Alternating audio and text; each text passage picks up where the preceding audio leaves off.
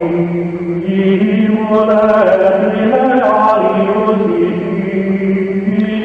pasado mes de octubre se cumplieron 18 años desde que el licenciado en Derecho Manuel Alonso y su amigo Clemente Domínguez decidieran capitalizar las supuestas apariciones marianas de la aldea sevillana del Palmar de Troya.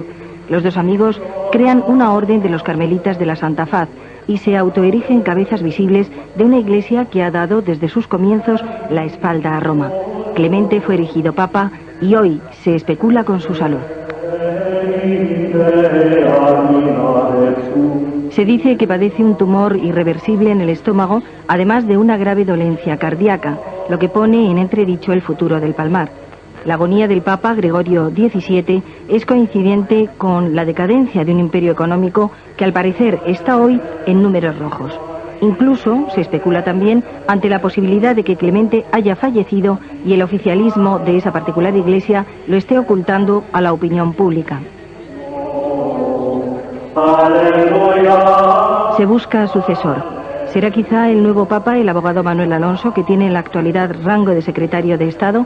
¿O por el contrario, la Orden de los Carmelitas de la Santa Faz desaparecerán para siempre, dejando tras de sí canonizaciones tan sorprendentes como la de Adolfo Hitler, Francisco Franco y Mussolini, y la duda sobre acusaciones tan graves como de torturas, secuestros, blanqueos de dinero y de tapadera de la CIA? Para hablar de este delicado tema han venido Francisco Alonso Fernández, catedrático emérito de Psiquiatría y Psicología Médica, que en su libro Estigmas, Levitaciones y Éxtasis ha dedicado un capítulo fruto de su investigación personal y documentación sobre este tema, precisamente el Palmar de Troya. Muy buenas noches. Buenas noches. Está con nosotros también Luis Cencillo, catedrático de Antropología y psicólogo, que podrá contrastar opiniones sobre lo que aquí se hable y sobre pues las psicopatías posibles, ¿no?, de estos personajes tan peculiares. Muy buenas noches. Buenas noches, Rosa María. Con nosotros se encuentra Mercedes Montenegro, delegada de la Asociación AIS de Asesoramiento e Información sobre Sectas. Muy buenas noches. Buenas noches. Hemos tratado por todos los medios de tener información de primera mano invitando a Manuel Alonso, secretario de Estado del Palmar, pero como se va a comprobar ahora, pues han desestimado la invitación.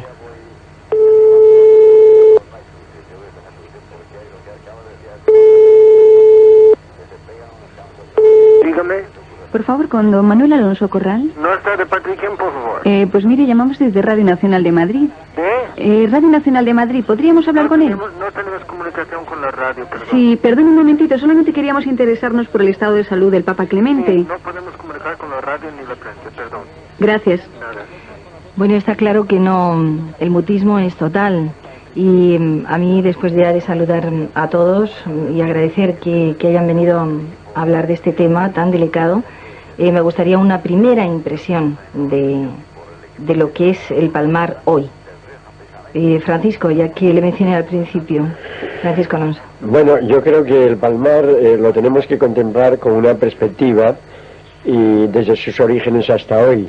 Porque realmente es verdad lo que se ha dicho, que he dedicado una atención preferente a los acontecimientos del Palmar en mi libro Estigmas, Levitaciones y Éxtasis. Tanto es así que una de las partes del libro, que comprende 4 capítulos, está dedicado a este tema.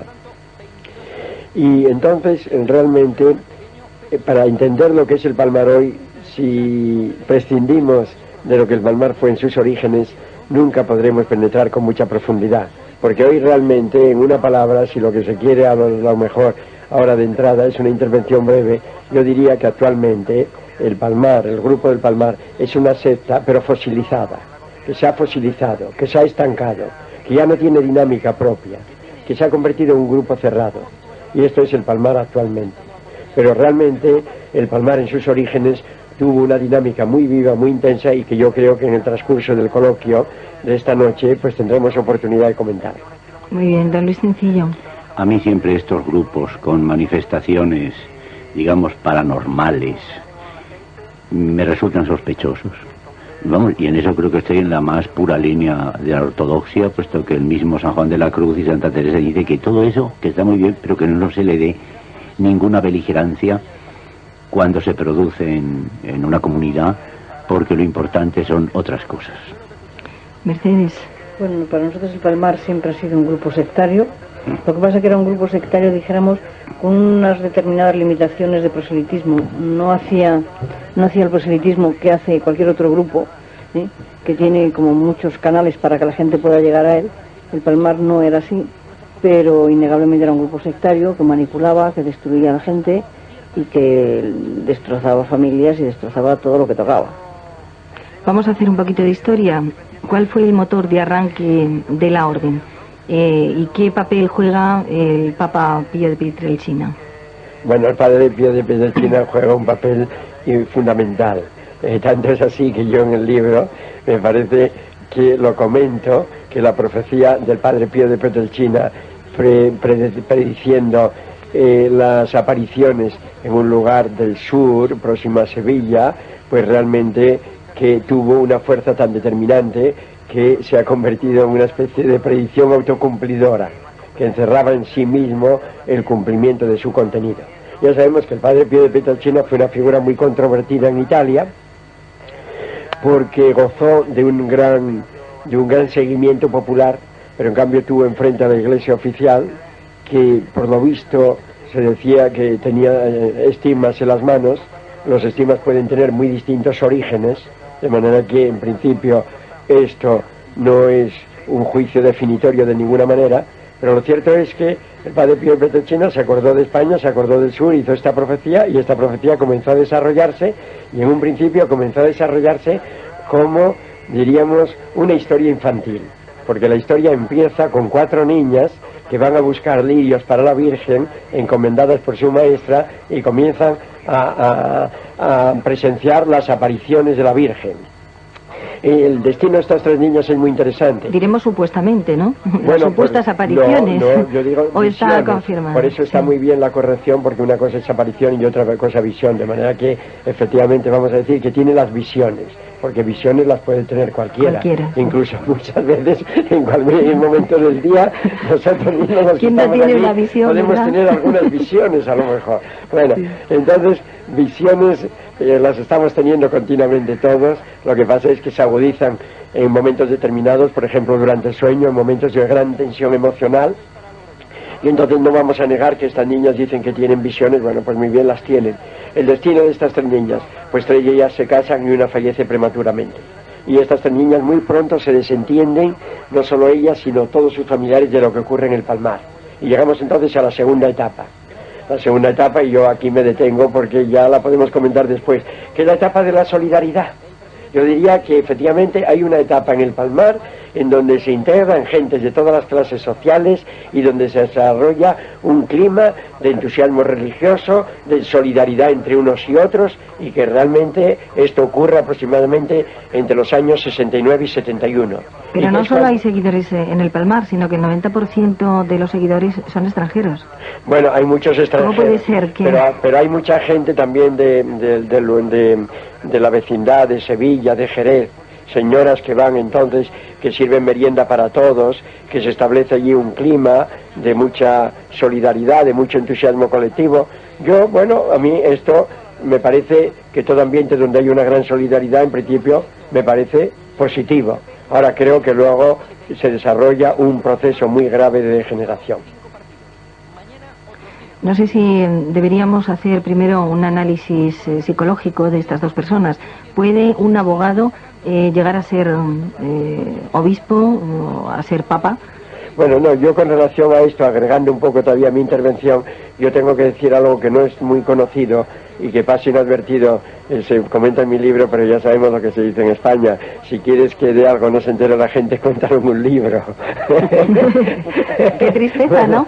Sí. Qué tristeza. Y entonces resulta que yo en el libro comento que Clemente tiene fijaciones infantiles. Clemente fue bautizado en la parroquia de San Clemente.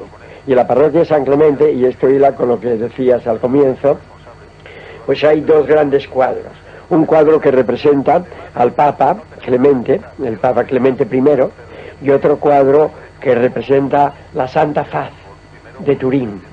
Y entonces ahí tiene la fijación, de ahí saca él todo lo de la orden. Son fijaciones infantiles. Se le pone el nombre de Clemente y él anhela ser papa como sea, anhela también ser santo, pero todavía no ha encontrado quien lo canonice.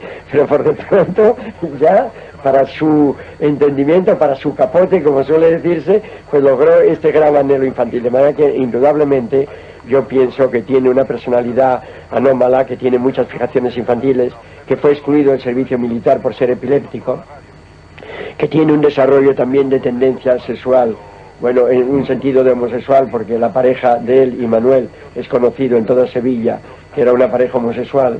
Entonces luego en torno a ellos se constituye un grupo. Y de ahí la misoginia, ¿no? Dentro la misoginia tremenda, la misoginia tremenda. Tremenda, ¿no? Sí, sí, tremenda. No dejan entrar a las mujeres si no es clara, casi ocultándose de los pies a la cabeza. El ambiente es totalmente medieval. Bueno, y entonces podríamos decir, ya para terminar mi intervención, porque estoy hablando demasiado, que Clemente es el líder de la simpatía para ellos. Y el líder, verdaderamente el líder intelectual, el líder que se esconde detrás del otro, el líder que verdaderamente dirige el grupo es Manuel Alonso, el abogado, ¿no? Sí. Que tiene 10 años además más que él. Sí, Mercedes Montenegro, que asesora sobre sectas, ¿no? Tendrá información, me imagino, de cómo ha crecido y cuáles son un poco pues las líneas que ha seguido esta orden religiosa. Ellos querían que fuese orden religiosa, pero que ya parece que está catalogado como secta, ¿no? Quizá nosotros no tenemos demasiada información en el sentido de que la información a nosotros nos suele venir a través de las familias que tienen este tipo de problemas, o de la gente que deja los grupos, y la verdad es que del Palmar no nos ha venido nadie. Del Palmar nadie. Lo cierto es que invitamos también a Pilar Salarullana, pero nos ha sorprendido porque dice, no quiero volver a hablar de sectas, quiero volver a hablar de sectas. Ha tenido muchos problemas, y como además ha visto que no sacan a limpio porque al gobierno el tema le pasa de largo, pues ha dicho que ya no quiere saber más. Pero me imagino que como una asociación que asesora, se habrán informado, ¿no?, ampliamente. Sí, nosotros hemos seguido los pasos que han ido dando, todo lo que ha salido en prensa. Ya digo, yo tengo un par de ellos, me parece, de reportajes pequeños que salieron en televisión, pero que no dicen nada. Es de eso, por ejemplo, lo que decía Francisco que las mujeres entran muy tapadas, efectivamente entran y salen tapadas, van en una furgoneta de El Palmar a Sevilla, de Sevilla al Palmar, pero prácticamente no hay mucha información sobre el Palmar.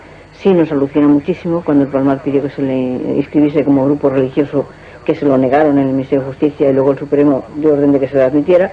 Eso fue un hecho alucinantísimo, porque el Palmar estaba clarísimo que de religión no tenía nada, que lo que tenía totalmente era un grupo sectario manipulado por dos señores. Uno de ellos manipula al otro, como bien se ha dicho aquí, el Manuel es realmente el que dirige el grupo, pero que de positivo y de religión no tenía nada, ¿no?, en este grupo. Sobre esta secta hay acusaciones gravísimas. Nosotros hemos invitado también, lo que pasa es que parece que nadie quería acudir a esta charla para hablar claro, ¿no? Y parece que hay un velo que ya está, no sé si porque está en declive la secta o porque es demasiado delicado. Está la parte financiera, pero hay acusaciones de torturas incluso, ¿no?, dentro de la secta. En el Hospital Clínico de Sevilla, un urólogo que también ha sido invitado por nosotros, el doctor Julio Cerpa, y que ha dicho que no quería hablar de ese tema para nada, atendió. Perdón, probablemente por el secreto profesional, Sí. Probablemente. Sí. Por eso digo que sobre él tiene una limitación involuntaria. Sí, pero bueno, quiero decir que han sido invitadas muchas personas, pero que nadie quiere tocar el tema, porque sin mencionar nombres se podía hablar de lo que allí está sucediendo, porque a urgencias del clínico han llegado muchísimos sacerdotes, sobre todo hace 3 años, con problemas graves infligidos por ellos mismos. Por ejemplo, una de las prácticas que ejercían era el taladro del pene, la colocación de una anilla que les producía problemas de próstata graves, incluso ha habido amputaciones. Se habla también de denuncias de torturas, en algunas, citan aquí en la calle Abad Gordillo, sede central de una orden compuesta por 120 monjas, dicen que se oían por la noche gritos, aullidos, lamentos, a altas horas de la madrugada, y frases como voy a quitarte a Satanás de dentro, ¿no? Todo esto puede irnos haciendo una idea de lo que estamos hablando. Sí, de que hicieran exorcismos. Exactamente, ¿no? Sí, bueno, también se ha dicho que ha habido muchas monjas que han tenido que ser atendidas por problemas, no me recuerdo bien si eran de riñón o esto, por los tratos que recibían en el Palmar. Y en la prensa salió con fotografía y todo un muchacho que le habían inducido a que se cortara los testículos, ¿no?, porque pecaba con sus órganos sexuales. todo este perfil que se está... Sí. Yo lo enfoco desde el punto de vista puramente psicológico, ¿verdad? Y puramente psicosocial. Porque claro, aquí lo que se ve, y es curioso que en este y en otros fenómenos como en Garabandal, etcétera, a gente inteligente, a gente pero profesionales no de la psicología, me acuerdo de un ingeniero muy famoso que iba mucho a Garabandal hace años, y que decía que le convencía eso que las niñas corrieran sin herirse por el monte. Y yo, pues mira, este es el fenómeno del menadismo que se da en Macedonia periódicamente. Es decir, que lo más aparatoso, que es lo que al pueblo le produce cierta asombro, ¿no? Sí, o persuasión o asombro o duda de si es o no, es precisamente lo que desaconseja el atribuir a causas sobrenaturales o divinas o ortodoxas, ¿verdad? Estos grupos. Fíjate, por un lado hay ese fenómeno grupal de la igualdad y de la solidaridad, que eso, de los gnósticos y los herméticos y los anahuim y todo eso, ¿verdad?, se está dando en todas las regiones, en el judaísmo y sobre todo ya las de inspiración cristiana, en todos los grupos. Y se dio en el protestantismo, en los orígenes, en fin, siempre. Después se da esa profusión de imaginación, porque al fin y al cabo todo esto de estas penitencias y de estas autolesiones y de esos exorcismos, ni de los estigmas, es que ahí la razón o los procesos intelectuales se han sustituido por imaginación. Y en gente débil, de poca formación intelectual o un poco histeroide, etcétera, estas imaginaciones intensas, realimentadas por predicadores o por directores espirituales, etcétera, les producen esas somatizaciones o tendencias a actuar corporalmente, ¿verdad? Cosa que a una persona muy espiritual es que ni se le ocurre, ¿verdad? Porque además no da tanta importancia a esas cuestiones. Y por último, el maravillosismo en el que se produzcan éxtasis, milagros, curaciones. Es decir, estos grupos, y entre ellos, no lo digo por ser el grupo este Palmar de Troya, es quizá el que más ha trascendido últimamente, pero vamos, hay otros que se le parecen, o sea, hubo que se le parecían. En eso que tienen de parafernalia, llamemos así, pseudo-cristiana, es en lo que menos cristianos son.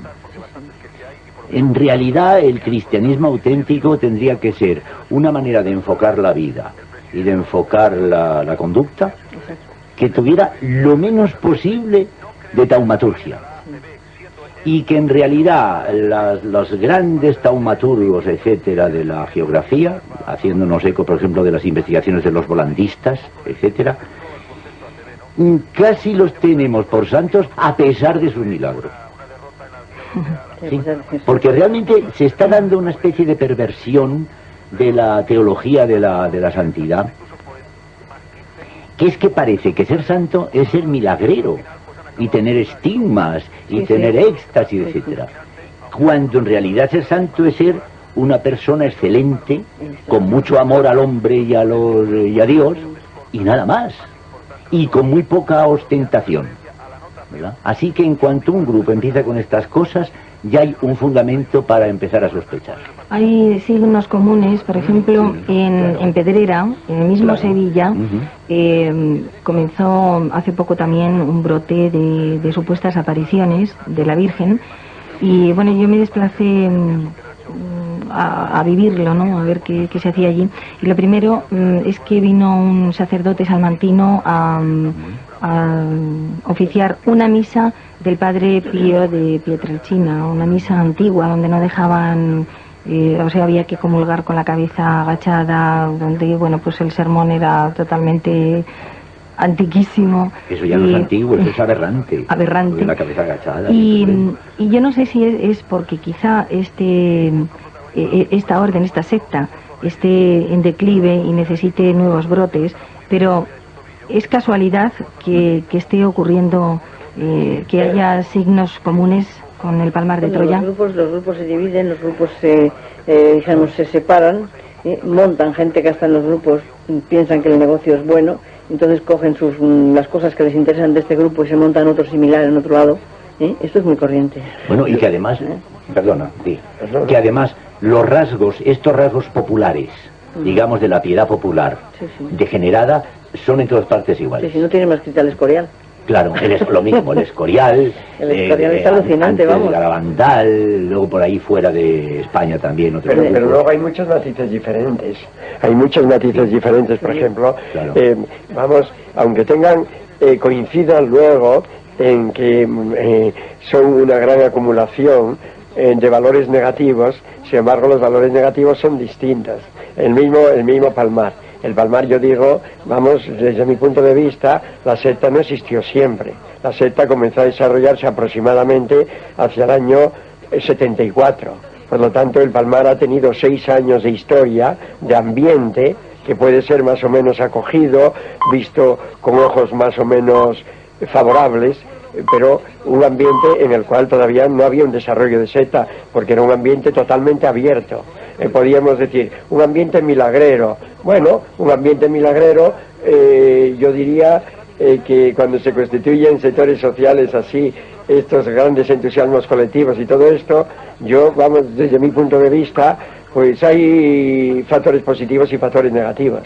Yo lo que veo. Desde el punto de vista de la autenticidad religiosa, evidentemente, el crear o el fomentar, o que haya sujetos dentro de un grupo que se crean dotados de poderes, etcétera, desde el punto de vista cristiano, o se lo creen y entonces ahí hay algo ya enfermo, o no se lo creen y hay manipulación. No, bueno, pero es que en estos 6 años eran distintos. El Palmar degenera cuando, diríamos, si se sectariza, se convierte en secta, cuando Clemente monopoliza los milagros. Porque hasta entonces muchas personas iban al Palmar con entusiasmo y cada uno, pues unos saldrían pues más o menos desilusionados, otros saldrían confirmados en sus esperanzas y cada uno pues iba al Palmar pues a buscar muchas cosas y no sé, a encontrarse con otras personas o a encontrarse con Dios, lo que fuera.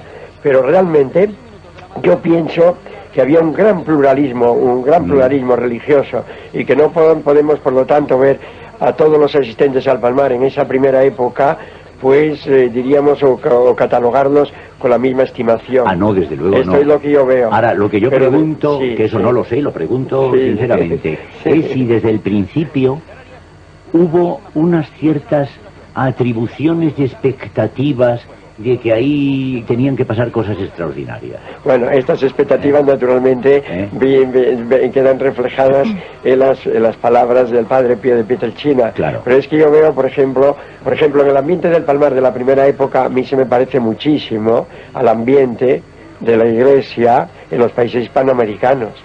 En los países hispanoamericanos hay que ver el ambiente, entonces, que es un ambiente completamente distinto al ambiente religioso que nosotros tenemos oportunidad de frecuentar, de compartir, de lo que sea. Pero es un ambiente totalmente distinto. Pero religiosamente muy impuro. Bueno, porque ahí meten cultos de las religiones antiguas, María Leonza, todas esas cuestiones. Pero, ¿a qué te refieres? ¿A lo del Hispanoamérica o a lo del Palmar? No, a Hispanoamérica. A Hispanoamérica, no. Bueno, naturalmente, pues así es, desde luego. Pero en el Palmar, cuando ya la degeneración es total y cuando además ya se constituye la secta, cuando ya se apodera del grupo de personas el interés económico, el interés materialista, es cuando se alzan con el poder, diríamos, con la limosna y con el santo, la pareja Clemente y Manuel. Y realmente ahí ya es verdaderamente terrible. Y bueno, y a mí me parece que ahí podía haber habido quizá una relación más diplomática con personas que tenían, poder, influencia, para que esta degeneración no se hubiera producido. Porque realmente, al condenar totalmente la asistencia al lugar a personas que iban con entusiasmo religioso desde el punto de vista de la religión oficial, ortodoxa, pues realmente entonces se facilita enormemente el alzamiento con el poder de esta curiosa pareja que tanto estamos comentando. Yo no sé si hay algún paralelismo entre lo que sucedió y lo que está sucediendo en el Palmar y lo que está sucediendo en el Escorial, en Prado Nuevo? Sí, yo pienso que sí que lo hay. Ten en cuenta que en el Escorial han llegado hasta a bautizar un árbol, ponerle nombre. Entonces, te quiero decir que el Escorial es alucinante, ¿no? La gente está allí trabajando manipulada, no los dejan tratar con sus familias a las chicas, las tienen totalmente privadas de familia, y la gente va, vamos, con un fanatismo impresionante a ver a la Virgen porque allí huele a rosas. Mercedes, perdón un momento, a las chicas que ha mencionado, ¿a qué chicas? Las que tienen allí trabajando, cuidando a los ancianos que recogen. En la residencia de ancianas, ¿no? A nosotros se nos ha llegado a pedir que fuéramos con la familia allí para sacar a la gente del grupo. Claro, nosotros hemos dicho eso, nosotros no lo podemos hacer.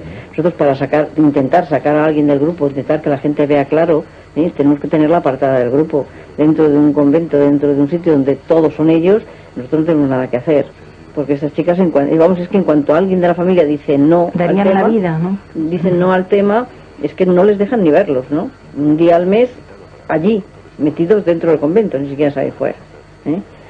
Yo he tenido noticias de familias que, vamos, decirme, mi hermana está allí metida, les ha dado todo y está pues, como una regadera y no vemos nada con ella. Y lo grave de esto es que en estos... Últimamente se le ha dado a la congregación del Escorial el carácter oficial. No. Bueno, ¿la iglesia no? Bueno, esto tengo entendido, con limitaciones. Yo he estado en la televisión, he estado en otras radios y con personas que representan al Arzobispado de Madrid, y desde luego hay una cierta entrada. Ahí hay un documento oficial con el que están jugando todas estas personas que realmente, bueno, habría que analizar con sumo cuidado, porque es la entrada para convertirse en una especie de congregación religiosa dentro de la Iglesia oficial. Bueno, yo pido sobre este análisis. Hemos venido aquí a comentar más bien lo del Palmar de Troya, nos estamos desviando al Escorial. No, pero no es desviarse porque hay muchas connotaciones. Claro, son analogías. Yo también, hay analogías, exactamente, pero hay grandes diferencias. Que yo no digo ni que sea mejor ni que sea peor, pero grandes diferencias cualitativas. Porque yo en el Escorial lo que veo es que hay un espíritu más controlado, más disciplinado y más mercantilista, pero con los pies más en la realidad.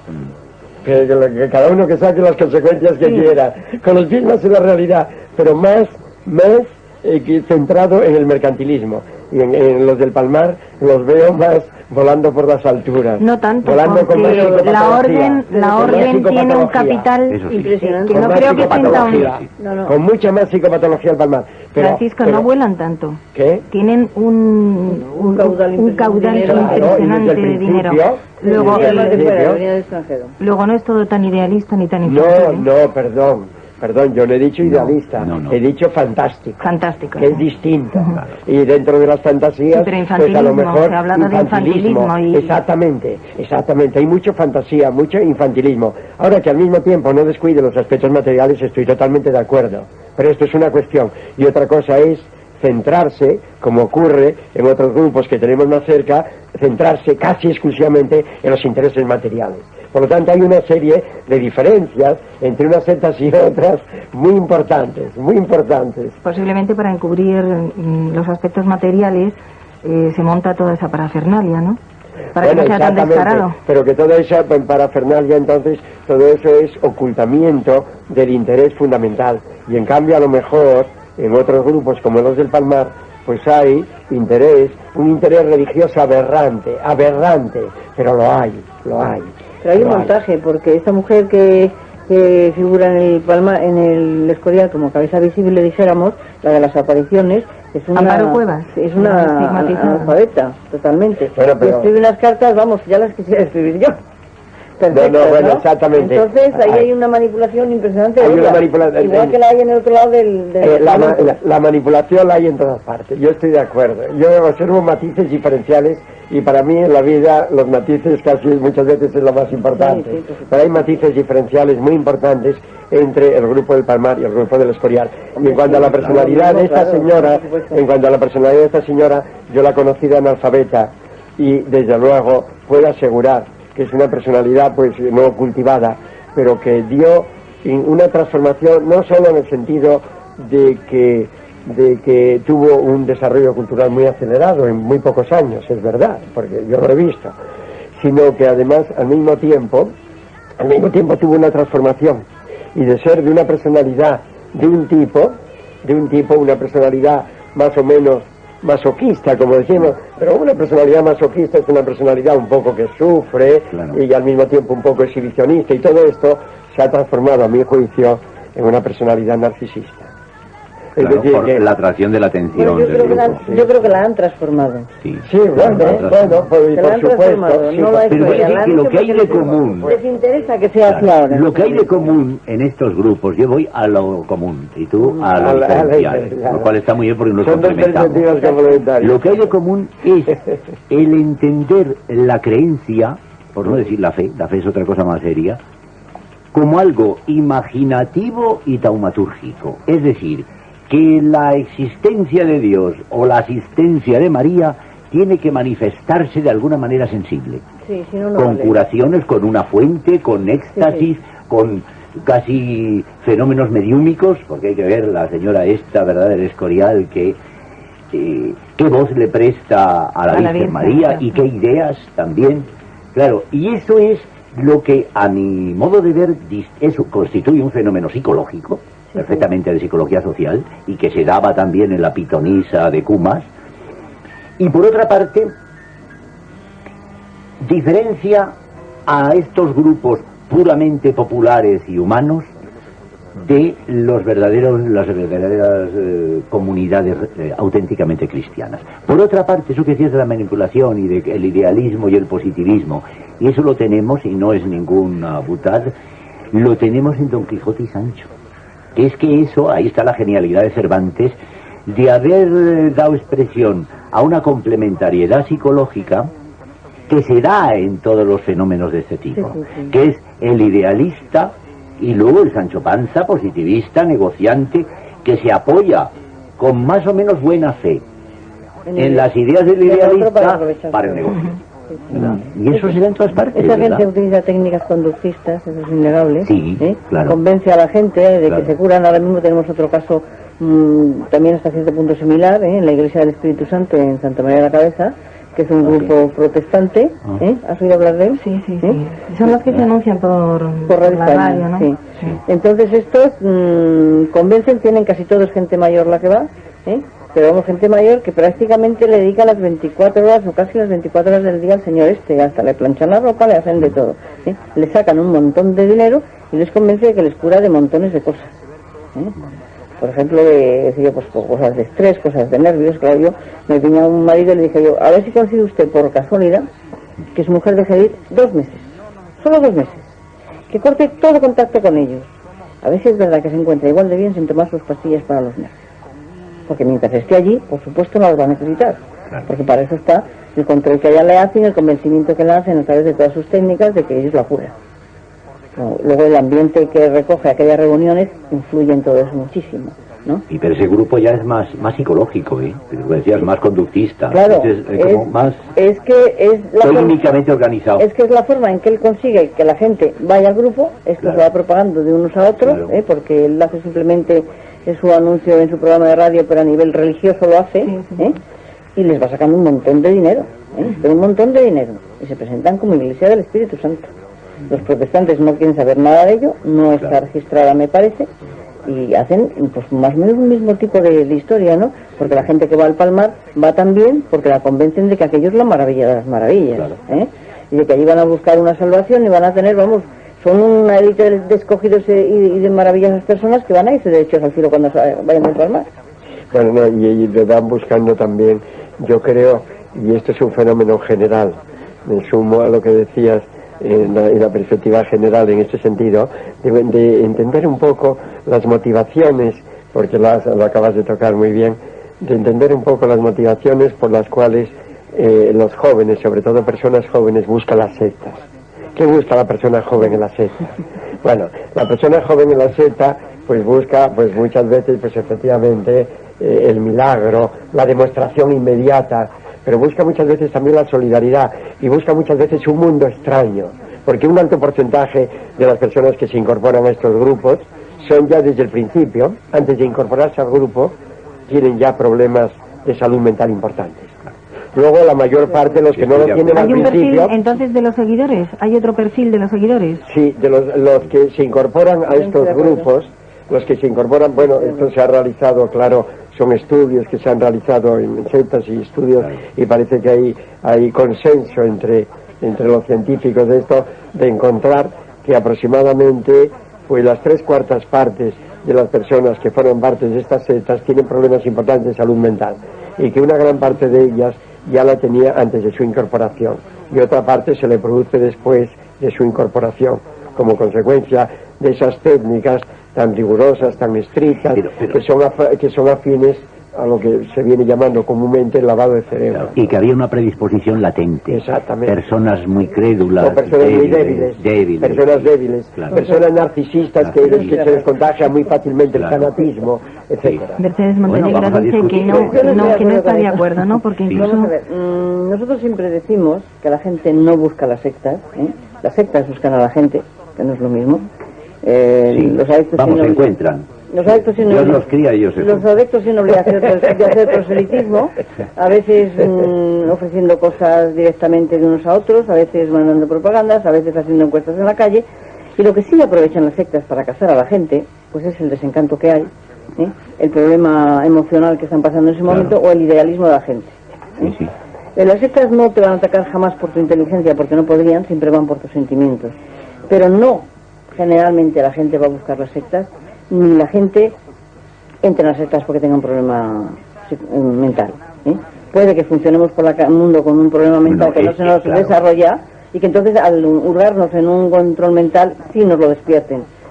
Pero muchísima gente que hay en sectas no tiene nada de control de problema mental. Yo entre mis clientes he visto que los más débiles, los más incultos, los más fantasiosos son los que de pronto dicen que han entrado en contacto con una secta o con una persona que luego preguntándole resulta que es una secta. Esto está contrastado en toda la historia de las sectas. Es decir, que se ha estudiado muchísimo a lo largo del mundo, ¿verdad? Lo que es la psicología, la psicopatología, desde el punto de vista individual y grupal de las sectas, y se ha visto desde luego que son herederos de psicopatología. Verdaderamente tremenda. Pero no se produce después. No, en parte se produce después, pero en parte ya existe antes. Es decir, que las personas estas que se incorporan a las sectas con más facilidad son personas que ya o tienen una anomalía de la personalidad o tienen un problema importante de salud mental. Y son personas entonces que buscan la comunicación con los demás por cauces aberrantes. Vamos, esto es una experiencia común, es decir, que en este momento se reúnen pues 20, no sé, dedicados, 20 estudiosos de salud mental a esto, y me parece que 19,5 opinan esto. Y nosotros hemos tenido ahora mismo en el mes de abril un congreso internacional sobre sectas y sociedad en Cataluña, donde han puesto sus técnicas y han explicado sus historias, pues psiquiatras, psicólogos, sociólogos, gente que trabaja rehabilitando adictos hace ya muchos años. El problema de la gente, las sectas aprovechan siempre un problema emocional, porque en ese momento la gente, desgraciadamente hay muy poca comunicación hoy día. La gente se comunica muy poco en casa y busca más bien la ayuda fuera que dentro. Estamos diciendo lo mismo con distintas palabras, perdón. Yo soy flexible y me encuentro reflejado en las palabras que está diciendo. Tipo de personalidad. Ella me desmiente mis palabras, pero yo confirmo las de ella. Y me encuentro reflejado. Es decir, que yo soy más, vamos, por lo menos tomo una postura más flexible. Mercedes. Porque a mí me llama mucho la atención la rigidez de esta postura, de negar el problema de salud mental. A mí me parece una rigidez. A mí todo lo que sea rigidez, y ojo, porque entre los estudiosos también de las sectas hay mucho fanatismo antisecta. Entonces tenemos que ver siempre los problemas con flexibilidad, con amplitud de perspectiva, y a mí me extraña muchísimo que se haya producido aquí este fenómeno. Yo en estas palabras me encuentro reflejado, yo coincido con ella, y en cambio ella no coincide con lo mío. Verás, voy a hacer una contrapregunta. Mercedes, ¿tú afirmarías, o estás afirmando tácitamente, que estos muchachos y muchachas que estudian ingeniero, que estudian económicas, que pretenden ser funcionarios de la Comunidad Europea, que vienen de una familia con una tradición intelectual, etcétera, ¿esos entrarían en sectas? ¿Es gente que puede entrar en una secta? Puede entrar en una secta, sí. Pues yo no. En un momento determinado. Yo te digo Yo porque no. hay gente de estas, hay sí. gente de estas metidas en sectas. Chicos que les quedan dos asignaturas, 3 asignaturas para acabar arquitectura. Chicos que dejan la carrera de ingenieros a medias porque entran en el Partido Humanista, que es una secta. Pero con esa, pero digo, claro, no por los estudios, porque no se puede matricular cualquiera, sí, con ese perfil de personalidad, ¿verdad?, de un chico equilibrado que... Pues, sí, vamos a ver, Yo quería entender con Mercedes que actúan sobre los sentimientos, no sobre la inteligencia. No es cuestión de que tú seas un chico muy listo, muy inteligente, sino que en el momento en que ellos te cazan, tú estás pasando una crisis emocional. Pero esas personas no pasan tales crisis emocionales que si lleguen a dejarse casar. Bueno, afortunadamente, claro, mira, los que se dejan casar son los que tienen un perfil débil. El tener una crisis emocional, Claro. un perfil débil no quiere decirse te indica que tenga ya un problema que hay un fondo de personalidad. No, eso no. A ver, Eso no lo digo perdón, yo. porque tiene que ser ¿Es de un uno, ¿eh? problema de qué? Psiquiátrico, eso es otra No, cosa. un problema... Bueno, Psiquiátrico, bueno. depende de cómo se vea lo de la psiquiatría. Claro. Porque si se ve la psiquiatría como anomalías de la personalidad, entonces, sí. oye, vamos a ver, las ciencias psicológicas y psiquiátricas hoy están metidas en todo. Y se les consulta mucho menos de lo que se les debiera consultar.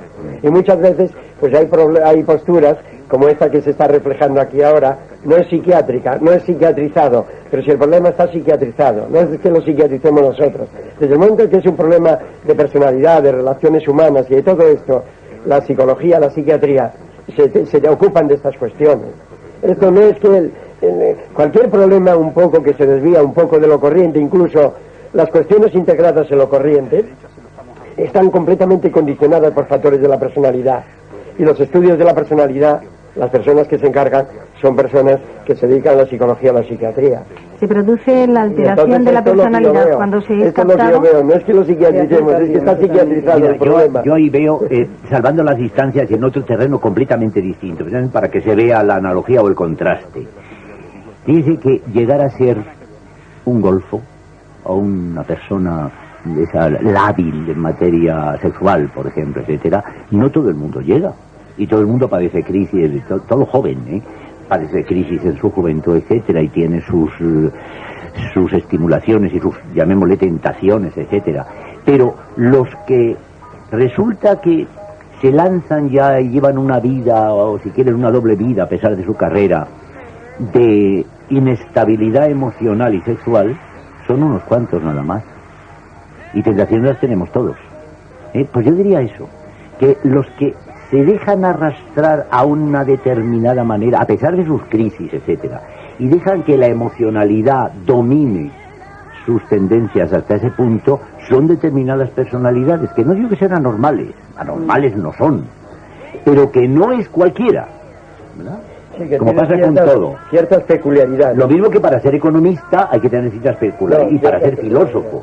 No, ¿verdad? ahora, indudablemente, no hay el 100%, porque incluso, pues en el grupo del Escorial, pues hay personas, yo por eso decía, muy con los pies muy en la tierra, pero muy centradas en el mercantilismo.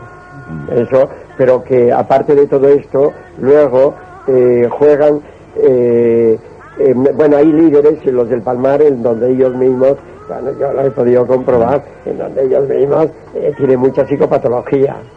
Entonces hay setas muy distintas, setas donde el líder es un simulador, y setas donde el líder vive más o menos lo que dice y se embarca en también esa diríamos, distinción. sí, totalmente, y se embarca y va pues con su grupo, y es el primero que está creyendo lo que está diciendo. Lo que pasa es que lo que está diciendo, pues claro, es un desarrollo de fantasías, de invenciones, un cortejo tremendo, pero que es el primer víctima de su propia personalidad. Entonces hay sectas muy distintas unas de otras, y esto lo hemos visto, cómo podíamos reflejarlo, diríamos, en el líder que se suicida con sus prosélitos, y el líder que deja que se suiciden sus prosélitos, y él busca el sillón confortable para instalarse en él.